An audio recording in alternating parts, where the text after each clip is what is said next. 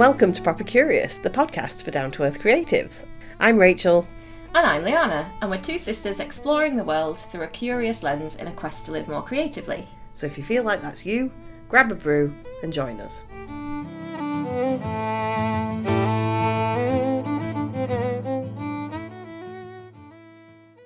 Hello and welcome back to Proper Curious. Hello. Welcome in, and you're joining us for, I think this is going to be episode 9. It is. The aim of this podcast is for us to explore topics, experiences, and all sorts of different weird and wonderful things, and then really use that to prompt us into creativity. However, we seem to have got very intense. We've had an intense episode. We were just saying earlier today, like, we need to do something more funny. A bit light-hearted for the stained glass and the monks and stuff. And then we were like, near-death experiences.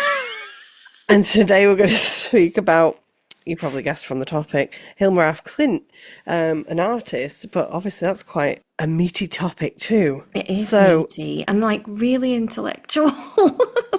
My brain. We're not used to it. We're not used to all of this thinking. I've used the dictionary so many times these last 2 weeks. So yeah, what have you been up to since the last episode? Well, so the last episode was Beyond the Veil, wasn't it? And it was, like you say, quite intense. And I am still... I mean, there's no way you can really do a near-death experience yourself. Well, I mean... Not intentionally. It really did make me think about my doorway picture, which I mentioned. Episode 9, still on the doorway. Will she ever get through the door? What is beyond the door? This needs an episode in itself to analyse the bloody thing. I mean, it's a really lovely door, but it made me think because, oh gosh, when was it? We were doing one of the other episodes, and I was like, oh, it's made me think I'm going to take a risk with my drawing, and then I never took the risk. I think because it freaked me out too much. But then, I think that was 2 episodes ago. Oh gosh, who knows? I've just started working on it, thinking how to stick with the bits that I know what I'm doing. And then I was thinking about that Beyond the Veil, and I was like, just really intrigued with this kind of theme that has kind of run through all of our episodes about just this otherness and this beyond and this kind of liminal spaces and this like magical unseen realm almost. And I just was like, how can I portray that in this picture? Yeah, so I've got a bit of more of a vision actually now about what I'm going to do with that. And so I've been working on the tree. I'm doing some like fine line drawing on the trees at the minute. But yeah, I kind of was like getting myself in a bit of a tizzy because I was like, oh gosh, I've not like done anything for a second episode. Tizzy, you know, like a tizzy. A tizzy. No, it is. It's definitely not. Get myself in a tiz. Tizzy. It can be either. Right, grammar, please. God. Right, go on then, wait, tizzy. Because I was thinking, like, this is the second episode now where I'm like, I haven't really done anything. But then my question was, because you're like, bam, bam, bam, bam, creative, output, all the time. That's because if it isn't done in one night, I can't sustain it. I don't want to do it. I've maybe produced, like, 10 bits of artwork in the last 5 years. Do you know what I mean? Like, and my output is, like, immensely slower than yours. Yeah. But I do feel this pressure that like, oh, I've got to create like now, but mine is just such a slow process. But also that it's okay to just be slow. Yeah, it is. I think I'm quite just active. Yeah, I do a lot of thinking like in between. And maybe I just need to be a bit more decisive. But actually, my point is probably just need to be like, it's okay that it's slow. But also you do the singing and the songs as well, so no, maybe I'm trying to do too much. Well, no, because it's not one thing or the other, is it? I think maybe I have my burst and then I'm like, oh, okay. Yeah. So I found that if I have to like sustain something and do it over time, I get bored with it. I need it to be like done, else I would never come back to it. Yeah. Even when I write a poem, it's like very much related usually to a feeling, and it's like capturing that moment. Yeah, it's driven by that like energy that's happening in that moment. But I have had to work on making myself be creative when I don't feel creative. Yeah, I think that's probably what I need to do. Anyway, what have you done? What I've done, I haven't really done anything. What have I been doing? I have been doing some drawings I did actually look through, because when I was thinking about Beyond the Veil, I looked through some of my old sketchbooks and things, because when I've done yoga nidras or meditations, sometimes I draw the images from them. And I thought that's really similar to, like, do you know, we're talking about the Mm. artwork of people that had like near-death experiences. And obviously I'm not going to have a near-death experience, but Well, I might you do. might. But like I haven't had one since we last made that episode. So all I've got, the closest thing is really like a transcendenty state is Uh-huh. meditation or a nidra or whatever. I might send you them and you can put them on the website Yeah, actually. do it. Because I was thinking they also link in with this really. It's like the symbolism of things and sort of the images. Mm. And I have been doing my Reiki training, which has involved a lot of like And me. I've been helping you. images. Yeah, because I've done distant Reiki with Anna. So Which is creativity in itself, isn't it? Exploring different ways yeah, of being. what I might try and do is use some of these images then to turn them into poems Hmm. or art. Hmm. Yeah, so the topic that we're going to look at today is Hilma Af Klint, who is a Swedish artist, and we usually go on a tangent from the last episode, and I think we Hmm. mentioned, When we were talking about the art, yeah. And you mentioned, well, yeah, of course, there's all the spiritual artists like Hilma Af Klint. let's start at the very beginning. Start So at the very Hilma, beginning. thank you. It's I a knew you were very going to do good that. place to start. Sorry. Hilma was born in 1862 Hmm. and lived till 1944. She was 82 years old when she died, and she was a Hmm. Scorpio. Oh, That's nice. yeah, Whoop, yeah. whoop. And she was like one, two, three, four, five. She was one of five. Yeah. I've drawn a She was family number tree over 4, here. wasn't she? Yeah, so she was born to her parents, Victor and Matilda. Matilda. I can't really say that. But her I think it's dad, Matilda, isn't it? well, I'm going to go back to her great granddad here, right? Just for Mm. context. He was interesting. Eric Af Klint, the great granddad, Hmm. he belonged to like the bourgeoisie, the middle class. Uh-huh. But in 1790, King Gustav III elevated the family to nobility Wow. in gratitude to Eric and Hmm. his son for their contribution. They were in the navy to the Battle of Vyborg. I don't know against Russia. So Okay, yeah, so that's they pretty cool. basically had this like absolutely stunning record, and they got granted like land and stuff and a title, and that's when the AF Oh, right, began to be used. really? Oh, Oh, is because it that means of. a okay? So that's a sign that you're of So it's like like a sign that you're noble like, yeah, birth, nobility-ish. So nobility. then Gustav was born, that was her granddad then. He was the Hilda, interesting one, wasn't he? he was a cartographer, so Yeah, mapping the sea. that's why I thought he was interesting. He was responsible for mapping like what was it, the Yeah, first maps of the some of the Swedish coastline Swedish or something. coastline. Yeah, and after the king died, That's he so even cool. continued to make maps without payment. He just loved it. Well, Just that's loved it. passion, isn't it? That is passion. Yeah, and then so Victor is the son of him, and he just went to be a naval officer as well. Her dad actually played the violin, made miniatures, boats out of wood. Oh. And he really loved nature, and he had lots of liberal ideas and wanted all of his daughters to be educated because he had obviously had four daughters and Hmm. one son. The son went in, joined the Navy as well. Anna, the firstborn, sadly died age 2. Oh, And then it was the son, Gustav Jr. And then Ida, who that's a nice went name. and fought for the rights of women and things. Hmm. And then Hilma, and then Hermina. Hilma was 8 when Hermina was born, and Hermina actually sadly died age 10, Yeah, which, so Hilma was 18. yeah, is interesting, obviously, because she had that experience of grief. How that fed into. Hmm. Mm. Spiritualism later on. One thing that's often said about Hilma, do you know, in the family she came from? Because obviously with the naval, the mapping the seas and stuff, and she was like, mapping the invisible is making the invisible visible, Mm. like her granddad mapping under the seas. I thought it was quite a nice That's a really line. nice way to think about it, actually. And this, Yeah, and I did think this theme of like travel and exploration as well. yeah, Like, 'cause she So she learned, was quite a privileged, privileged background. oh, massively. She was born in a palace that was the And naval palace. yeah, and they used to go to an island every In summer. summer, the summer Dutch Delso. Yeah, so Yeah, quite a lot of money, but apparently a not lot of super money. super rich, but like No, but well off. really well off. Yeah. I thought that though So, about that's really interesting because it making the invisible visible, and then also the theme of like exploration because she studied astronomy and maths and like yeah. navigation, of course, like because her parents were both, even her Mm. mum was like from a family of like naval officers, wasn't she? And this exploration of actual physical places, and then she went on to this exploration of like invisible And places. her mum was originally from Finland. They belonged to the Swedish upper class.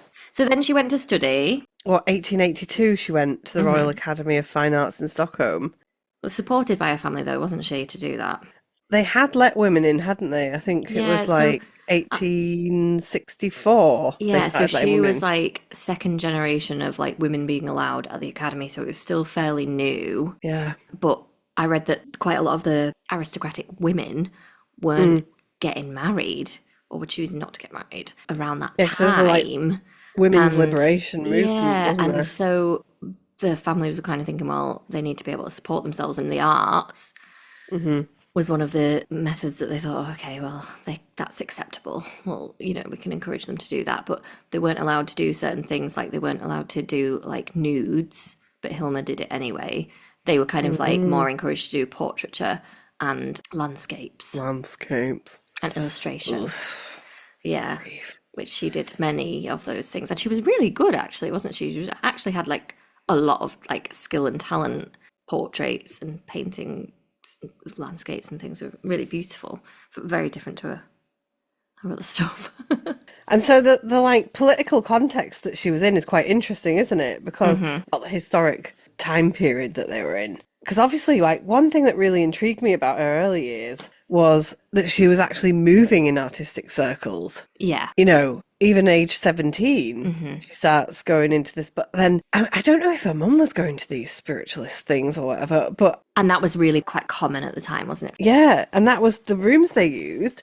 I think they used the castle of Gripsholm, and that was provided by, I think, King Oscar II. But what was fascinating was who was attending. So Mm. this Georg von Rosen, who was an art professor at the art academy that she eventually went to, attended them. Hmm. And I just thought, interesting. Do you Yeah. know, it's just interesting because the Bertha Valerius that led these seances and whatnot, she was Sweden's first independent female photographer and had a successful studio. And obviously, she was probably instrumental in introducing Hilma to a load of different people in the art world. Hmm. Yeah. So that's the sort of circle she was floating within. So you can see how then she would be sort of, if she was good at art anyway, be led that way from what she was seeing. Yeah, because there was a group of artists that were all influenced by Mhm. spiritualists. And Bertha Valerius, when Hilma was 17, she was about 50 odd. And obviously, Hilma had seen her, she was single, doing her own thing. Hmm. What a role model to be around. And obviously, Hmm. it wasn't unusual for women to be doing this sort of thing then. It was quite a like wind of sort of industrialization, modernization, free spiritedness Yeah. incoming. Which links to the wider sort of context at that time, doesn't it? Yeah. So she was born in 1862, and at that time there was so much, still like so many like amazing and like quite radical, I guess, scientific Well, it was just advancements like the and Industrial Revolution, wasn't it? inventions and it was the Industrial Mm. Revolution, Hmm. but in terms of like actual new scientific discoveries and like Hmm. really impactful theories. So it was Charles Darwin's theory of evolution Hmm. was Hmm. 1859 that was. So that was slightly Hmm. before. Well, and her first series was like Evolution, wasn't it? That was one of her series. He delayed, didn't he? Putting that out there anyway because of fear of what the church would say. Yeah. And I thought that was interesting because that's a similar theme with some of Hilma's she delayed putting her artwork out there. So I thought that was interesting. And then obviously a load of scientific discoveries were discovering things that were not visible. So like electromagnetic waves in 1886, X-rays. So first time being able to Yeah. see, the skeletal structures. That was 1895. Subatomic particles, which we know like Hilma did some art around the atom as well, didn't she? And Yeah, and then the drawings of them. radioactive Waves. decay, the invention of wireless communication, Mm. which I thought, imagine living at that time and all of that happening within the space of a few decades and it totally changing the way that things are done. Oh, and hearing someone's voice like wirelessly. And a lot of that obviously clashed with some of the belief systems that were held. And then it Yeah. kind of inspired all these spiritualists to ask all of these really important, like philosophical questions.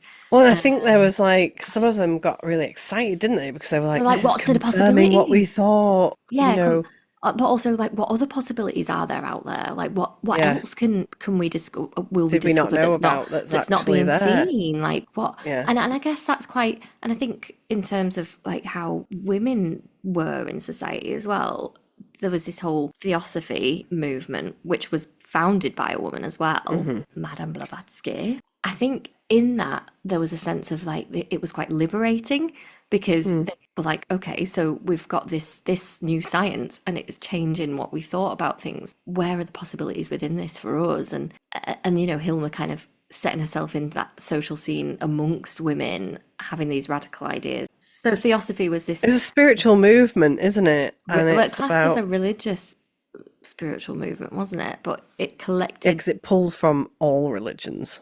but it was joined in this belief that like there We're is all connected. one truth, higher truth that connects all of those religions anyway, Yeah. which is interesting. And that we're all sort of one being. I think that was the core Yeah. essence. Which kind of feeds into, I guess, the themes we were exploring in the near-death experience Beyond the Veil episode.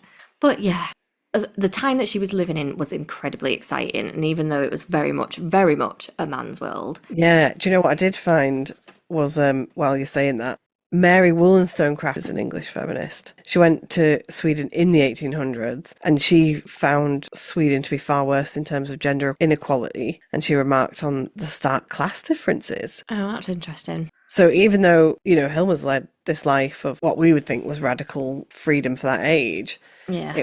it possibly was quite impressive within her culture Yeah. in comparison to England, which is like an absolute thought, isn't it?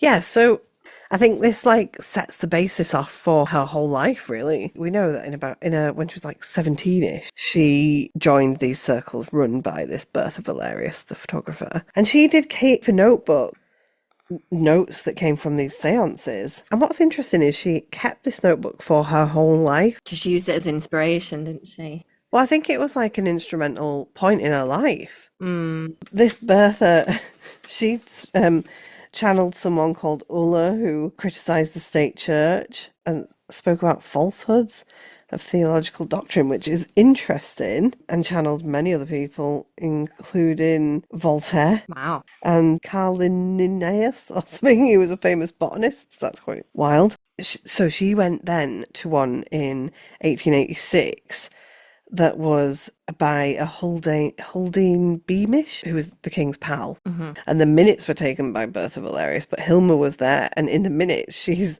noted as having received a message from a spirit called Lawrence, saying he was her guardian spirit. So is that when she had a connection? Don't know.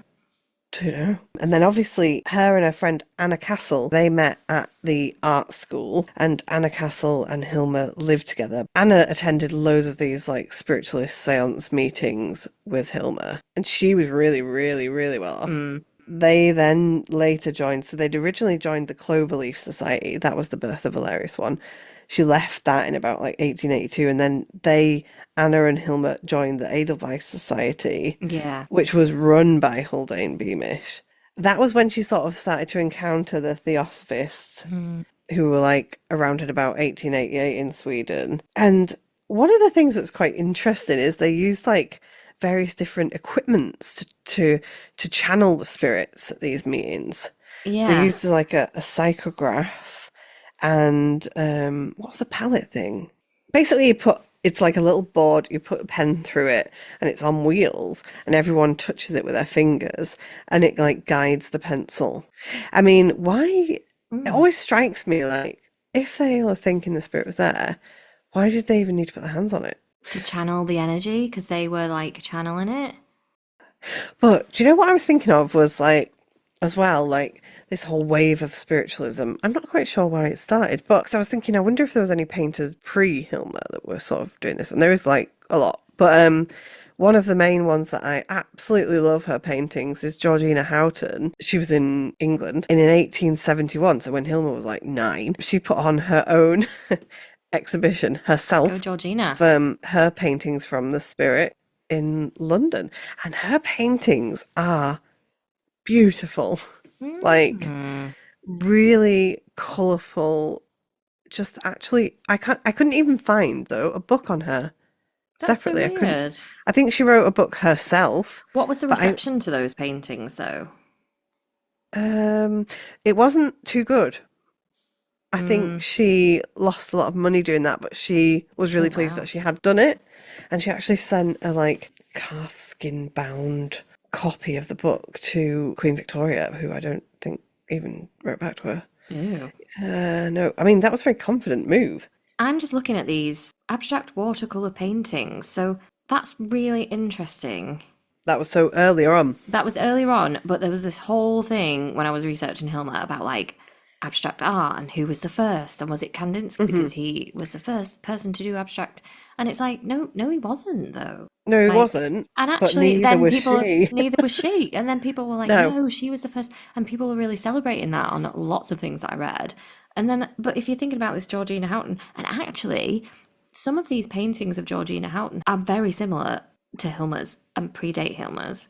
Yeah. Like some of the spirals and the Yeah. circles, and so is it just because that's what spirit art looks like, or No, I is it think, yeah, I because think there she'd was a seen whole it? movement of spirit art, Yeah, you and know? like they weren't just unique to that person, I think. Like that's because No. then there was some I read some about Rudolf Steiner, obviously, who we'll talk about, met Hilma and she really followed him even to the point where she turned away from theosophy at one point and followed the anthroposophy, which he created like Mm. later on. So her notebooks on the meetings with Steiner are not very detailed. No, but he wasn't Um, encouraging about it. so the vibe was that he didn't really have time for her. She'd asked him to be her teacher, and he'd Mm. refused, saying, "Well, you've already got a teacher in your spirit guides."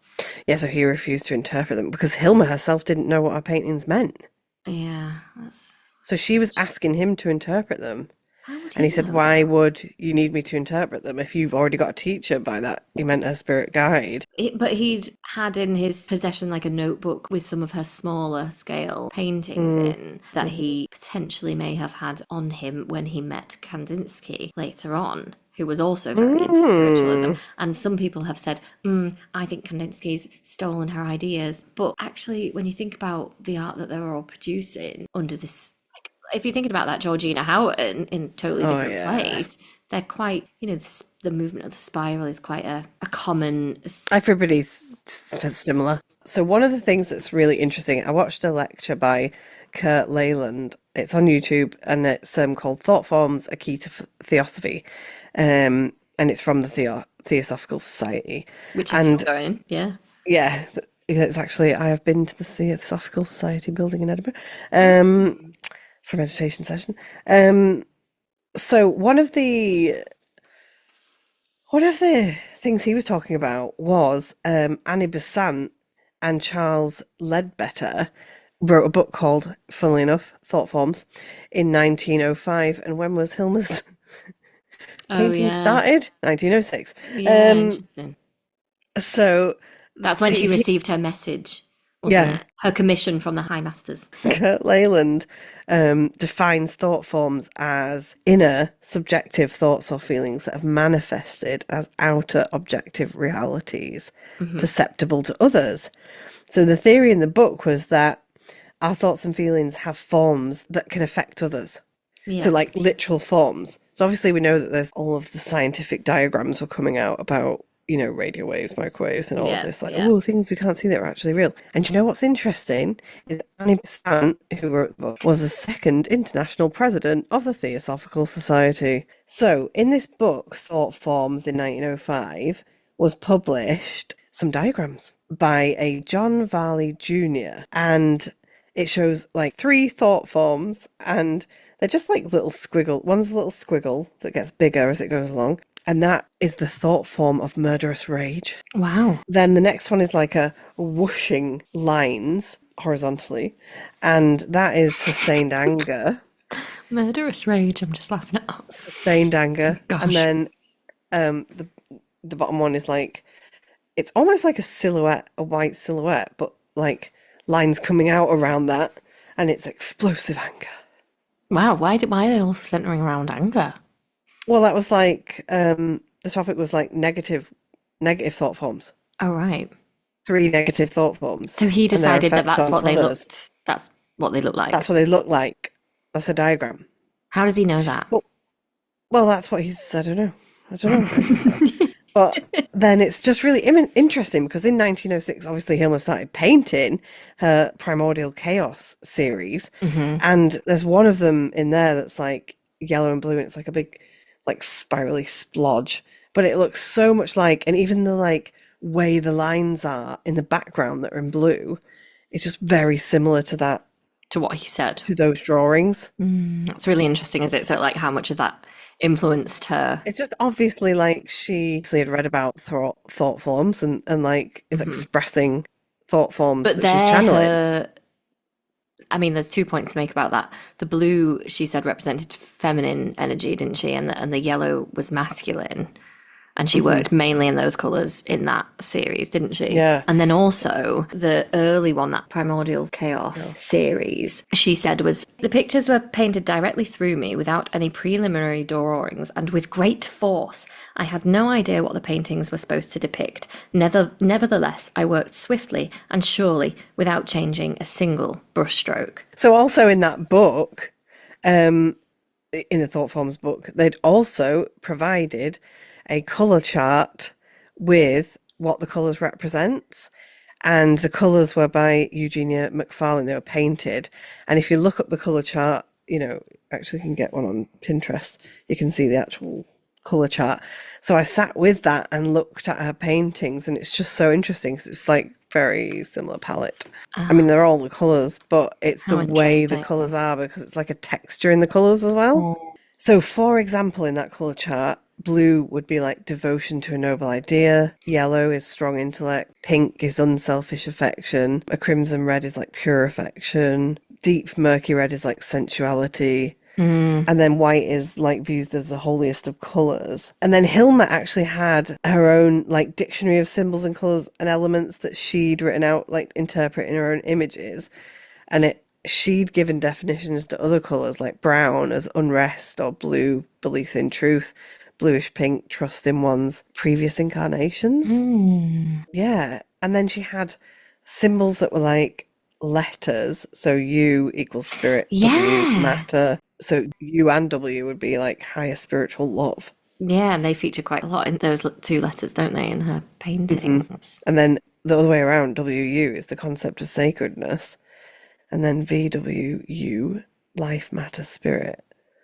And then she would like arrange the letters into like more complex forms to like specify more in-depth things.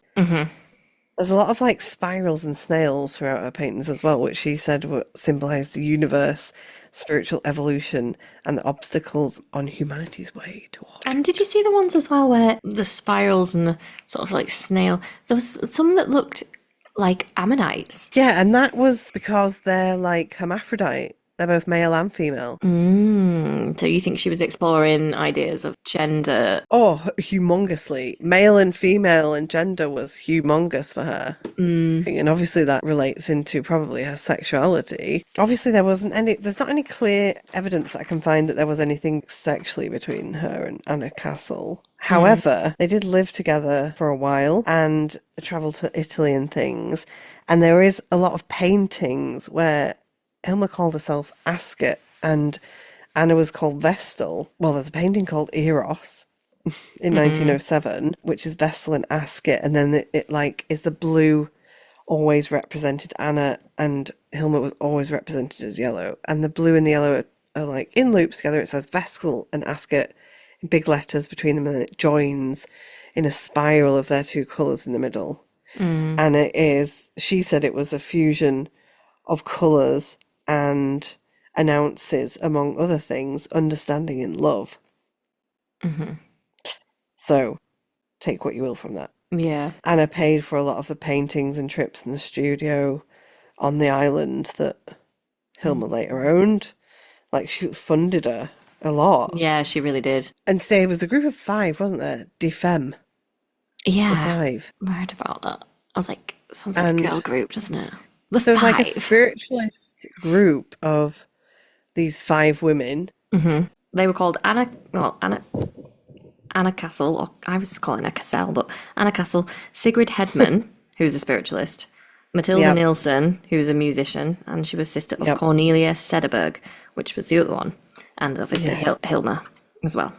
And it's quite interesting because there was quite a big difference in ages. Hilma and Anna Castle were younger, and Matilda and Cornelia were older. And Matilda was publisher of a spiritualist magazine called Afterwards. Yeah. They're all just like doing their own thing, weren't they? Just like musicians, really artsy. Yeah. The leader of the 5 was Sigrid Hedman, who was 7 years older than Hilma, and she had 5 children, actually. She was married.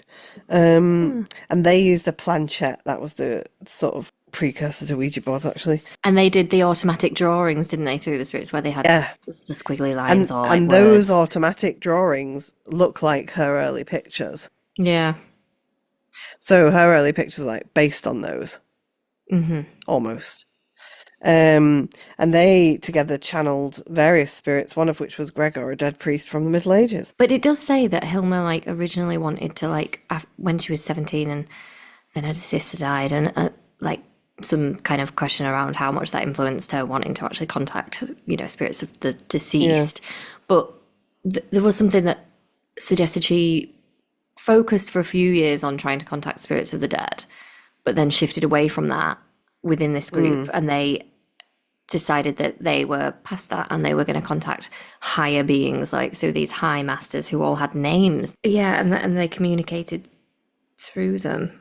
So her and Anna Castle were kind of like a thing, I suppose. And then in 1906, 1907, she seems to be having like a really active love life, really. This Guston Anderson comes on the scene, who was actually a childhood friend, but then got added into one of the 5. And then Hilma started painting pictures because she always like used symbolism for her relationships, and they were symbolized by the lily and the rose. And why we know that they might have had a relationship really is obviously the symbolism and the diaries they're referring to themselves as the lily and the rose, both of them separately. And then in 1909, Guston wrote in her journal, 3 years ago my love was strong enough for me to sacrifice my soul to you. And she said then she'd suffered a crucifixion by you, Asket. Obviously that was Hilma's name. So funnily enough, that was about the time of the rupture in that group as well. And then, because then this Sigrid Lansin had got added to the group. Oh, gosh. And It's expanding. Hilma referred to her as Eyelet and Hook. So she was just having like relationships with all of the different people in this group. And they lived together for 9 years with Hilma's mother. Because Sigrid documented in her journals that she'd laid with Hilma in her bed and she was kissing my neck incessantly. So we do know that they were having a relationship. And then obviously Hilma did meet Thomasine Anderson, who was her mother's nurse, and this Thomasine was actually amazing. Did lots of stuff in the war and helped Hilma understand anatomy and physiology a bit more, which obviously then fed into her paintings. But she met her at like 56. Anyway, so I've looked at a painting. When I was looking at all the like decoding paintings and things, I thought I'm just going to have a look at a painting and try to analyze it. Yeah. Using this color chart and using what I know of the symbols and stuff. And I looked at the large figure paintings, the W.U. Rose series, Group 3, and it's number 4 in May 1907. It's a picture of, on the right-hand side is a woman with sort of blue, almost like a veil, but it's her hair. She's naked. On the left-hand side is a man naked in yellow, and then there's like 4 beings in an orange circle with their arms outstretched to the woman and the man that are crouched below them. The woman is offering a heart out toward the man, who is not looking at her and has his hands behind his back. So it almost looks like these beings are the higher beings, and it, to me, being as we've just come from, Hilma sort of presenting herself in the paintings as yellow and Ascot, and Anna being blue and Vestal. I wonder if it's them too. And obviously this was painted around 1907 when all the chaos of the different relationships was occurring. I don't know, it's like Anna's holding out this heart with her 2 hands, and it in the colour charts, the 2 tones of red match with sensuality and anger, and the man is the colour of selfish affection, actually, and the woman is sat on the colour which relates to jealousy, and the man is not taking the heart. He's got his hands behind his back and he's looking up at a celestial being or whatever it is, and the background is a yellow sort of bubbly dappled colour, and they're the colours of low intellect, high intellect and strong intellect, and a red pool is around that bubble which lined up with selfish affection. And then the central figure at the front is holding an arm out to both of these blue and yellow figures, and he is the colour of sympathy. And I just thought, is this like Her trying to symbolic of what was happening in that relationship in that time? 'Cause she later said that she had a lot of guilt about what happened at that time. And yeah, I just thought, it's interesting, isn't it? Is it channeled or is it her? And they were painted in 1907, so still very much when she Yeah. was trying to say that they were painted directly through her. But then eventually she does, as she goes through, like, there's contradictory things as well with what she's said about how much influence they have.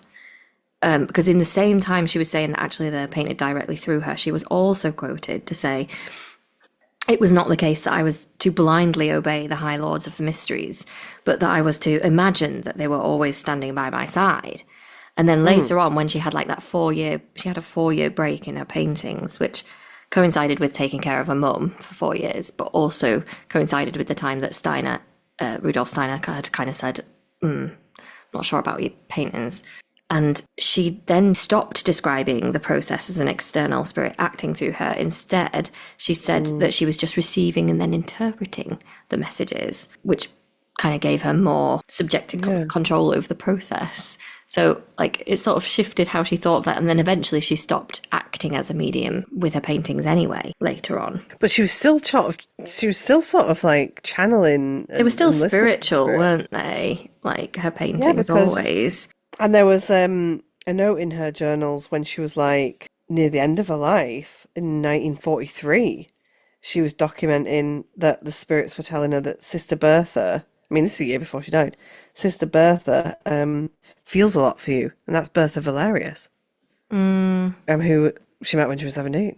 So, And it's weird, isn't it? Because you kind of think how much of that voice is actually her voice, and how much is she saying certain things to try and maybe set herself up as being a little bit more credible. Because obviously, I think there was quite a stigma attached to medium artists then, and even that stigma carried on after she died. And when her nephew, she left all of her paintings, didn't she, to her nephew, and told specific instructions not to sell any of them. So he approached some art galleries to say, do you want to exhibit this work? And when they found out she was a medium and that she had never exhibited these paintings during her lifetime, they were like, nah, not interested. and she did a lecture at the Anthroposophical Society in Stockholm in 1937, arguing for the legitimacy of her mediumistic method. Yeah, so I wonder whether she said some of those things to just sort of distance herself slightly from it and say, or whether I think that's she was just trying to generally say how it was she like grew as an artist, maybe. Who knows? she was apparently insisting that it was like Steiner's teachings. It's interesting because it's like, well, okay, what was the pushback? Do you know? I also, yeah, Yeah, just thinking about Rudolf Steiner as well, because she obviously really admired him. Yeah. She wanted him to teach her and be her mentor. She wanted to show him her paintings. She followed him from the shift from theosophy to the anthroposophy that he kind of created later on. And I just thought he'd said, "Oh, people wouldn't be ready to understand your paintings. They're for the future." So she really took that to heart, and she did withhold those paintings until 20 years after her death, didn't she? And she marked them specifically to be with special symbols to say when they should be released. There was a bit of a conflict, really, because, in 1906, 1907 had this big, she felt she was commissioned by these higher beings to make these series of artworks, paintings for the temple. She said she wanted people to see her paintings, to experience this astral plane, this amazing, incredible place, and to share that, but she didn't in her lifetime. So I thought that was interesting. Yeah, it's really sad, isn't it? He told her to put it off, but she was clearly very, very passionate and very driven. The fact she painted 111 paintings in just over a year, because it started with the primordial chaos, and then she went and did the 10 largest ones, which are beautiful and huge, and they were 1907. So she was averaging at painting one painting every few days. Yeah. And I just thought by the end of it, 1915, it was 193 paintings. So she must have just been painting, and then but not showing anyone them. Well, she did exhibit though throughout. Only her naturalist stuff and her portraits. She didn't exhibit any of the abstract works. Although there was some evidence. I watched that Beyond the Visible documentary that's about her, and they did say that within her things that she'd left to her nephew, which was so much of it, massive responsibility. There was some letters that they'd found to London about large paintings being delivered, but they never got to the end of that and never realised were they displayed in London at some point or were they not? Who knows? But it's a shame because they're really, some of them are, they're quite varied in style, aren't they? But some of them are absolutely stunning. Oh, and how she did them as well. That's one thing that inspired me. How she put the paper on the floor. And then, there's little footprints on them. Used a massive, really long, paintbrush to just do, sweeping motions. The 10 largest, that was what that series was called. Giving the world a glimpse into the 4 stages of life. So there was, 2 paintings for childhood, 2 for youth, 4 for adulthood, and 2 for old age. And they were the ones that were all pink. And see, when you analyse the colours in them, they're very interesting.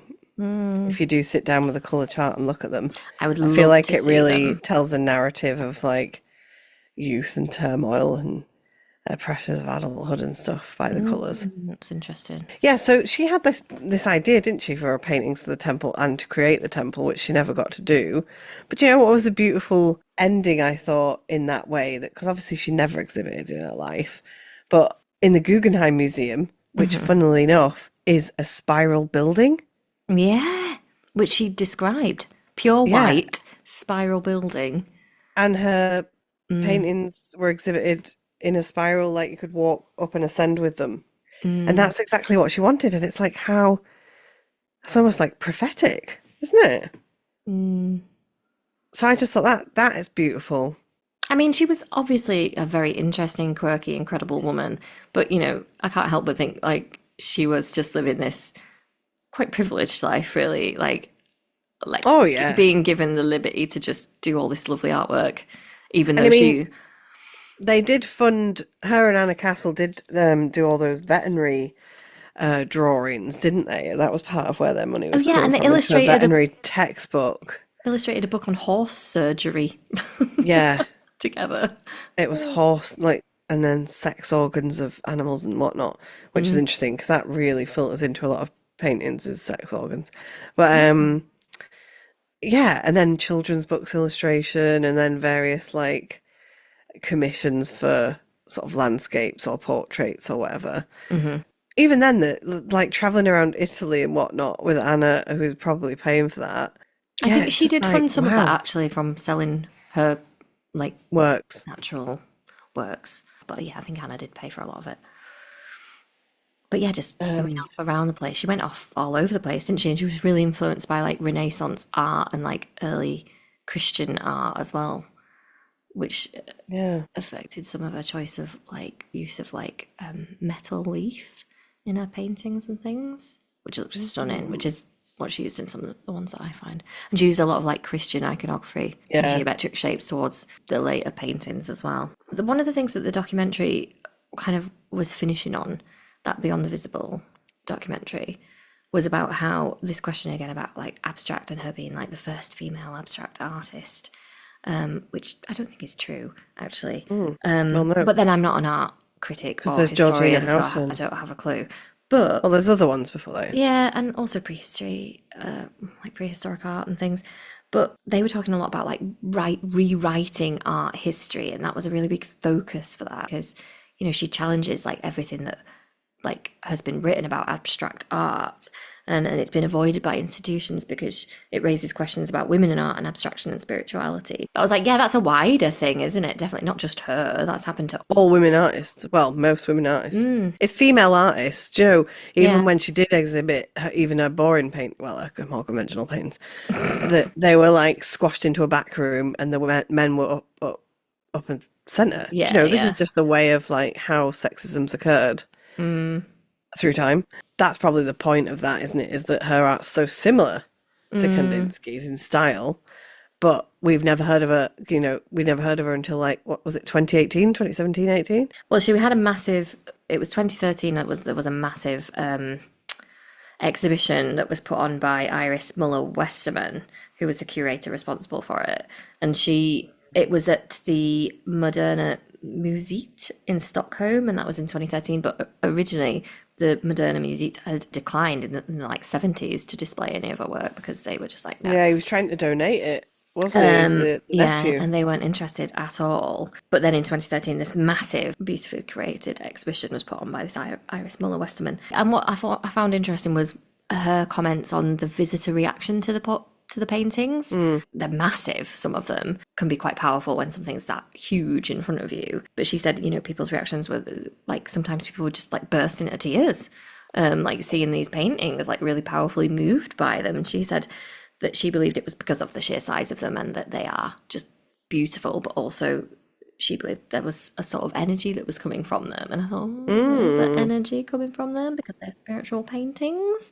Do you know what is really interesting is when you see the black and white photo of Hilma and then you see the like really colourful art next to her, that like absolute contrast between this like really serious Victorian woman and then this like explosion of colour of like how modern it looks. I just find that contrast really interesting.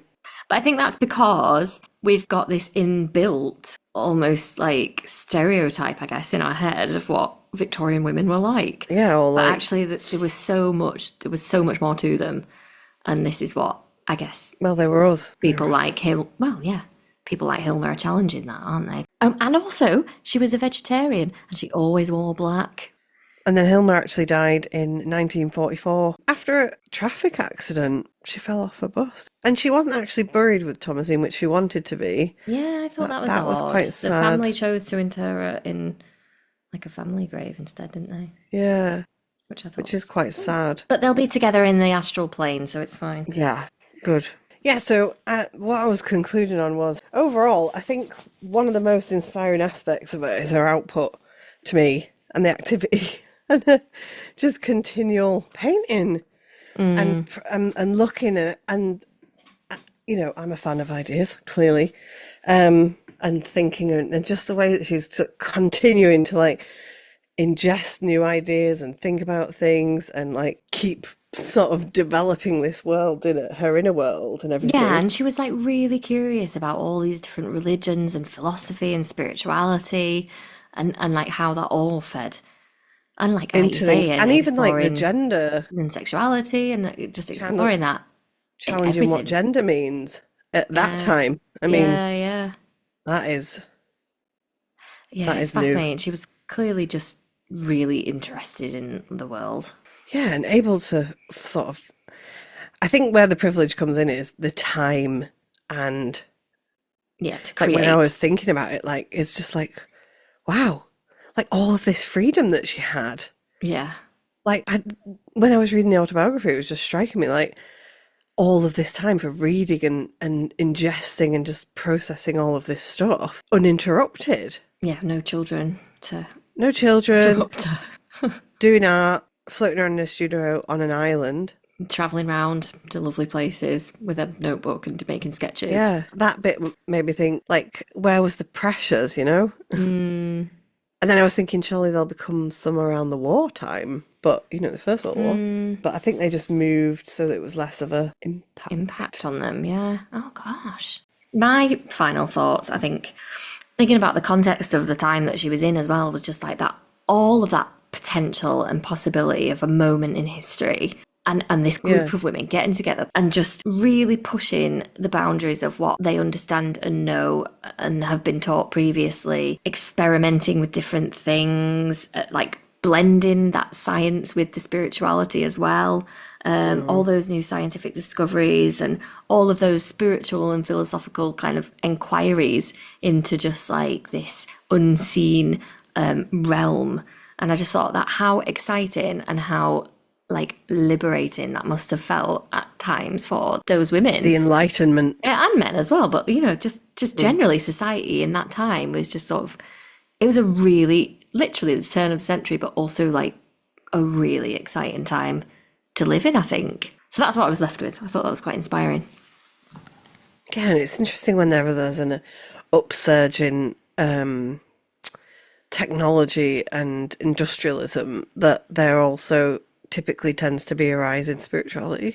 Like there's a rise in spirituality at the minute, and obviously there's the rise of AI, and we're in probably a technological shift right now. It's just like people want to connect with something higher.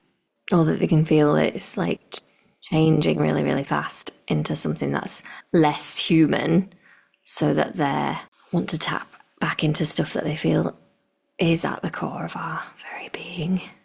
Maybe. Centered. And how do you think this journey will, because I feel like I've been reading so much and so intensely for the last week and a half that I feel really immersed in this. You're really ready to do some artwork. I actually do. No, I mean, it's been interesting, and I don't know what this will prompt in me. I did want to try to make some sort of a symbolic image myself out of a meditation, and maybe thought, that'd be interesting. Try my hand at it.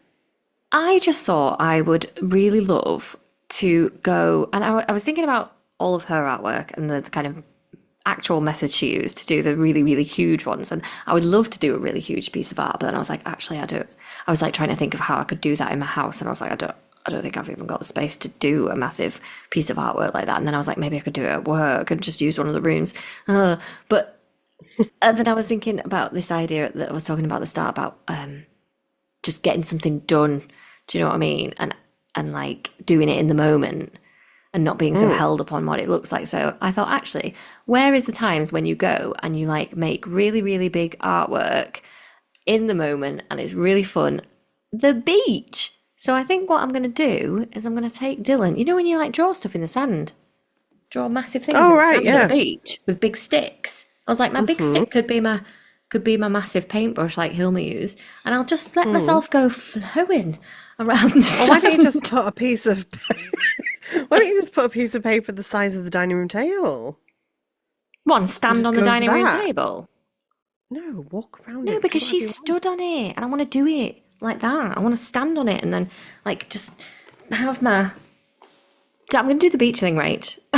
Okay. That's what I'm going to do. This is me living in the moment. I'm going to live in the moment on the beach. Yeah, do it. And then you could base some artwork on whatever you come up with in the moment. And then it's temporary artwork as well, because it'll be swept away, so I won't be thinking about perfectionism or anything. I'll just be like in the moment, creating some... I'm just going to let myself flow. I'm going to try and get myself into like a trance state. It's the new Andy Goldsworthy. And do like a bit of a transient thought forms on the massive artwork, channeling higher masters.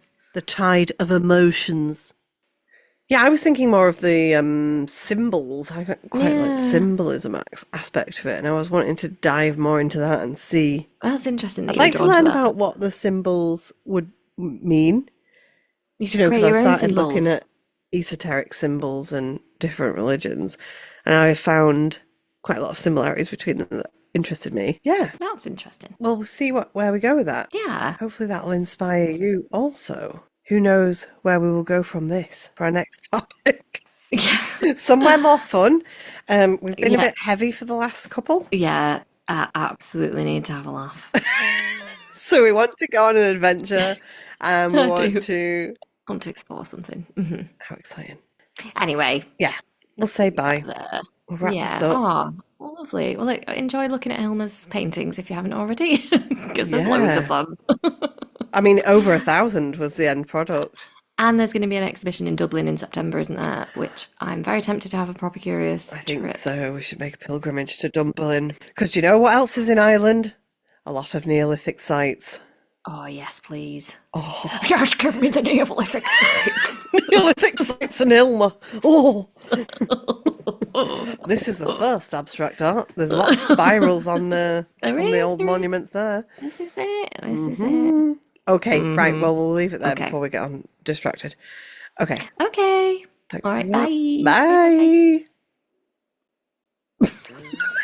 I don't know why I was waving.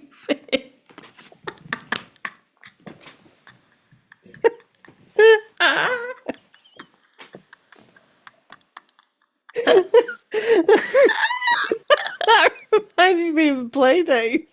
There's the play bus. Oh God. I forgot that we weren't talking to anyone.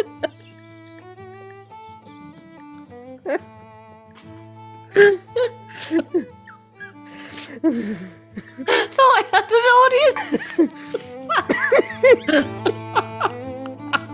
What? Right.